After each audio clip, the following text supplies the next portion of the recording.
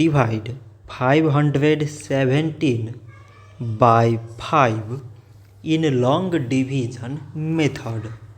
5 times 1 is 5. On subtracting we get 0. So now we put down this 1 and 5 times 0 mean 0. On subtracting we get 1. So again we put down this 7 and it is 17. 5 times 3 is 15. On subtracting we get 2. So now there is no any other number to put it down.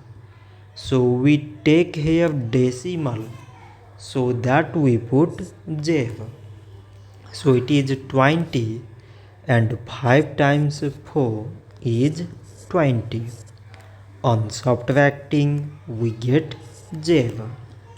So 517 divided by 5 is 103.4. So this much for today and thanks for watching.